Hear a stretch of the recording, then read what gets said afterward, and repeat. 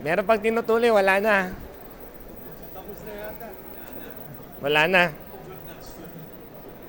So, ito po yung lugar kung saan nagkaroon ng circumcision. Chloe po, Chloe. Ma'am Chloe, so far po, Ma'am Chloe, ano po yung experience niyo po ngayon sa medical mission natin? Okay naman po, maganda po. Ano po yung assignment or ginagawa niyo dito sa area po na ito? Ano pong meron? Dito po sa circumcision area po or tule, yun nga po, nagtutuli ng mga bata, ng mga pedya.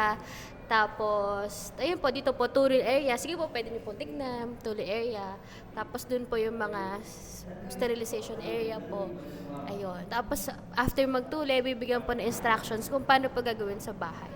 So far po, marami po bang nagsiiyakan dito sa lugar na ito? Sa umpisa lang po, pero nung mga bandang, mga pangalawang pasyente, okay na po. May routine na, may diskarte na. And so far sa buong araw na ito, no? Ano yung one word na pwede mo masabi? Buong araw, ano po, controlled chaos. Dito po sa may Tuli area.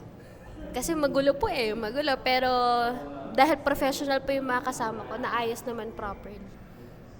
Yun, grabe naman. So dito naman tayo sa ating ibang... Okay lang po ba, sir? Na-interview po kayo, sir? Oo. Oh, kasama din po natin dito yung mga taga RHU po ng Lalo at our men in uniform na mga taga Navy. So, sir, so far, sir, ano pong... Ay, hindi ka may... Sige. Sila ma'am na lang. Okay. Si ma'am, ano pong pangalan? Sheena May po. Edad? 30. Paboritong pagkain? Adobo? Suking tindahan? Wala. Di, joke lang po. So far, ma'am, ano po yung experience nyo po sa ating circumcision na station and sa maghapon na to, ano po yung experience ninyo? Sir, matagal na po kasi akong nagsisircumcise. Pero yung partner ko po kasi, si Sir, siya yung tinuruan ko ngayon. Kaya naka 5 na bata naman po kami ngayon. Hopefully po, hindi sila maging ano yung sugat nila. Kasi hindi naman po sila madugo. Tsaka yung isa lang po yung may parang problema kasi hindi pa siya na fully na nalagas, parang ganun. Baka ano po yun, magkakamatis, parang ganun. Dandy ba yun? Hindi. Hindi.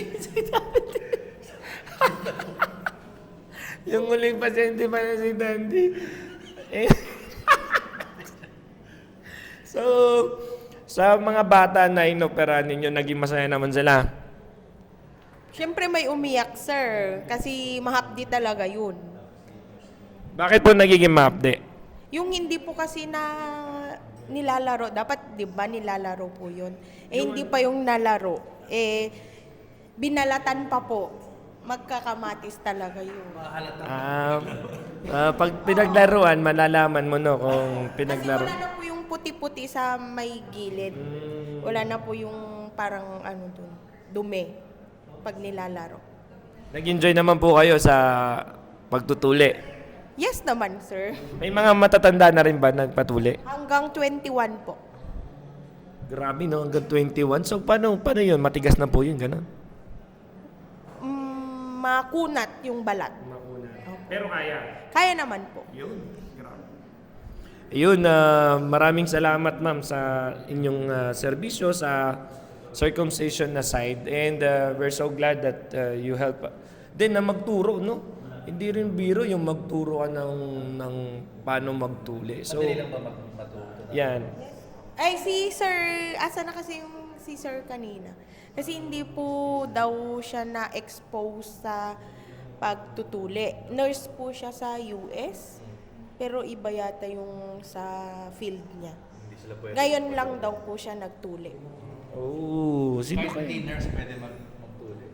Hindi ko lang po sure, pero dito po, puro medical po yung nagtutuli. Ayan, for the information din ng everyone, ng lahat, no? Pag ikaw ay nag-circumcise, ibig bang sabihin nasa medical Required po na nasa medical field ka or license ka po. It's either nurse or midwife, yun po. So, pag hindi ka license, Or for example, Or- yung mga military po, yung mga marine, yun po, may mga training sila. So, pwede po sila magtuli. so yung mga walang license, hindi sila pwedeng mag-operate, magtuli, no? Bale, pwede po sila mag-assist, mag-help, ma-expose, ganon. Ayun. So, yung mga medical, nasa medical field lang pala ang pwedeng magtuli. So, ngayon, punta naman natin yung isa din sa madugong station, yung ating dental station. Yes, we have here Dandy Alberto, yung isa sa volunteers natin. Sa mga Oo. circumcised. Sinircumcise siya.